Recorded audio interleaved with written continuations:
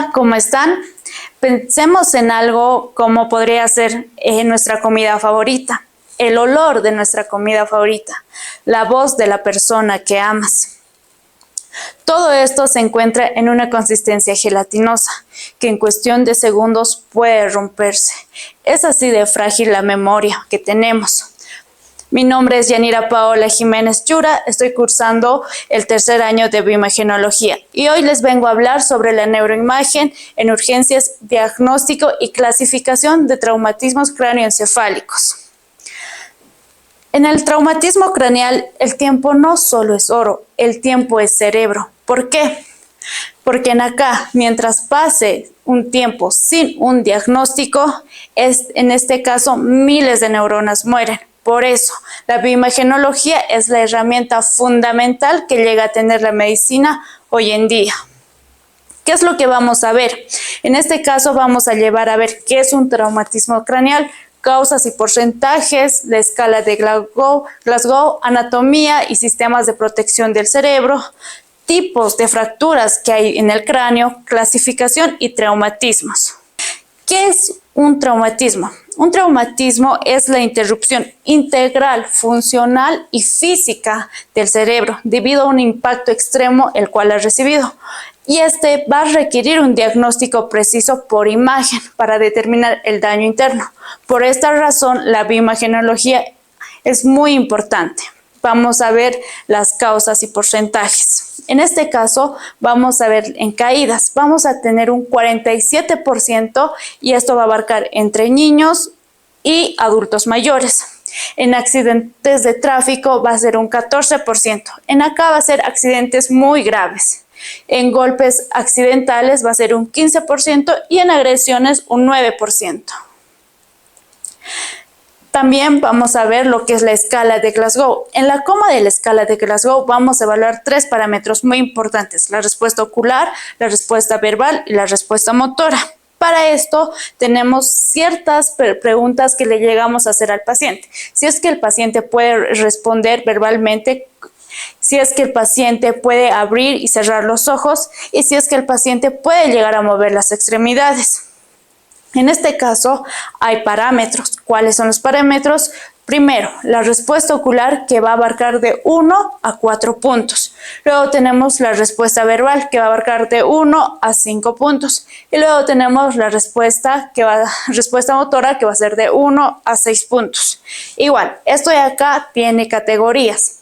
Tenemos 3 tipos de categorías. Una que va a ser leve, otra que va a ser moderada y otra que va a ser grave. En este caso, en la leve vamos a presentar de 14 a 15. El paciente se va a encontrar en observación durante 24 horas. En una moderada, que va a ser de 9 a 13, el paciente se va a encontrar internado. Y en una grave, que va a ser de 9, el paciente ya se va a encontrar en la unidad de terapia intensiva. Una vez sabiendo la escala, vamos a hablar de lo que es la anatomía. El sistema de protección que tiene el cráneo en sí. Va a tener un continente óseo que va a estar formado por el cráneo. Va a tener las meninges, que va a ser la dura madre, la aracnoides y la pía madre. En los espacios meningeos vamos a encontrar el espacio epidural, el espacio subdural y el espacio subaracnoideo. En la imagen vamos a observar que la primera parte, que está de color blanco, va a representar el cerebro. Superficial a esto, por una línea delgada de color rosa, va a ser representada por la pía madre. Superior a esto va a ser el espacio aracnoideo de color gris, la aracnoides y la dura madre. Y para llegar a finalizar va a estar el cráneo. Esta es la forma anatómica en la que se encuentra la meninges. Vamos a continuar hablando de lo que es el tipos de cráneo. En este caso vamos a observar la fractura lineal. En la fractura lineal vamos a observar hay 2 imágenes. En esta vamos a comparar. En una de ellas se llega a notar una fractura muy delgada y muy simulada, si se podría decir. ¿Por qué? Acá solamente vamos a observar el desnivel que tiene el cráneo alrededor, mientras que en la otra, que está un poco más radiolúcida, también observamos el cierto desnivel, pero ya no se nota la fractura. Luego vamos a tener la fractura por impacto o impactada. En este caso, el cráneo sí sufre una ruptura grande. Un pedazo mismo se va a llegar a entrar a la cavidad del encéfalo, va a llegar a perforarse prácticamente. Después vamos a tener la fractura, el cual esta va a ser específicamente en los surcos. Este es un tipo de fractura muy especial. ¿Por qué? Porque esta fractura se va a dar en los surcos. Si llegamos a recibir un golpe muy fuerte, en este caso lo que se va a llegar a abrir es los surcos que vamos a tener en el cráneo. Ahora, una vez entendido todo lo que es fracturas, vamos a seguir con el tipo de traumatismo. Esto según la integridad de la meninges, especialmente de la dura madre. Vamos ahora con la clasificación del traumatismo. Tenemos el traumatismo cráneoencefálico cerrado, el traumatismo cráneoencefálico abierto. En el traumatismo cráneoencefálico cerrado vamos a encontrar o vamos a ver que en este caso la dura madre no va a tener, no va a estar expuesta, se va a permanecer intacta y no va a haber una comunicación entre el cerebro y el medio exterior. En este caso vamos a tener de dos tipos, el traumatismo cráneoencefálico extracerebral y el traumatismo cráneoencefálico intracerebral. Cada una de estas va a estar formada por tres.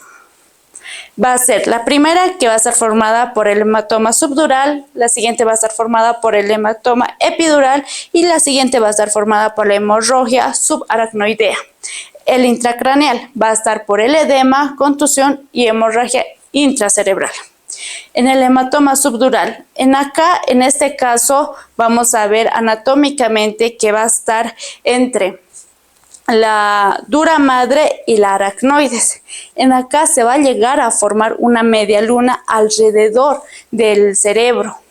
En las imágenes podemos observar, donde es la imagen más radiolúcida, que sí se llega a formar una media luna. Esa parte más radiolúcida es la sangre que se ha llegado a acumular. En la imagen del medio también podemos observar lo mismo, pero acá tenemos que tomar en cuenta que el hemisferio, incluso los ventrículos, están siendo empujados hacia un lado. Y en la siguiente imagen igual se llega a formar lo que es una media luna, pero en este caso es muy disimulada. En este caso ya vemos dos tipos de tonos, una que es radiolúcida y el otro que es un poquito más radiopaca. ¿Por qué? Porque igual se llega a observar la parte de media luna más oscura, porque puede que más antes el paciente ya haya tenido este hematoma. Y si ven, a su lado hay ciertas partes más grises. ¿Por qué? Porque es el sangrado del hematoma que va a llegar a presentar. Después vamos a ver lo que, igual, en esta imagen ya tenemos una combinación, que es el hematoma, pero ya hay una parte más radiolúcida y la otra más radiopaca. Estas igual se están llegando a combinar. ¿Por qué? Porque hay sangrado y también presente un hematoma. Los lóbulos de igual manera ya no se están llegando a notar del todo. Después vamos a ver el hematoma epidural. Este hematoma se va a dar en el área de lo que es la tabla interna, la capa externa de la dura madre. ¿Qué diferencia podemos notar con esta? Por ejemplo, en el anterior habíamos hablado de que se tenía una forma de media luna. En este caso va a tener una forma de lenteja y en algunos casos de limón, es como lo llegan a decir. ¿Cómo se da esto? Esto se da por el golpe que recibe y ya se empieza a formar esto. En la primera imagen podemos observar que aparte de tener este hematoma también presenta una fractura lineal. Y en la siguiente podemos observar que sí, realmente hay una forma de lenteja o de limón. Continuando vamos a hablar de la hemorragia subaracnoidea. Esta se da entre las partes de la aracnoides y de la pía madre. En este caso, los surcos igual tienen que ver. ¿Por qué? Porque la sangre que va a haber va a estar alrededor de todo eso. En la imagen observamos que en las partes más radiolúcidas hay este tono más claro, ¿no? Y que son la sangre que está alrededor de los surcos. Después vamos a llegar a observar en acá igual, pero acá, ojo, no es muy visible los lóbulos porque ya está prácticamente con la sangre, con una hemorragia más crónica. Ahora vamos a hablar lo que es del traumatismo cráneoencefálico intracerebral. Les voy a presentar lo que es el edema. En este caso, el edema se va a dar cuando hay una inflación, se puede decir, que cada parte del cerebro se va a llegar a inflar por el líquido que tenemos. El cerebro en una situación normal se va a ver de la siguiente manera.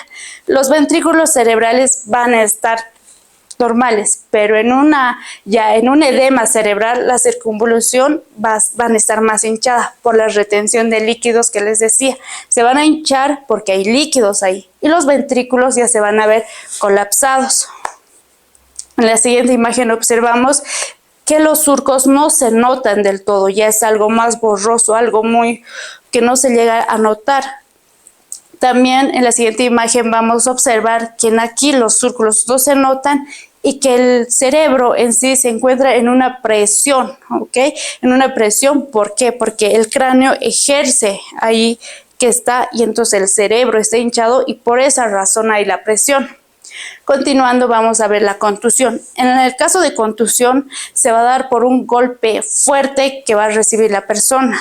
O sea que en acá el golpe va a ser tan fuerte que el cerebro se va a llegar a agitar y va a haber pequeños focos que van a observarse.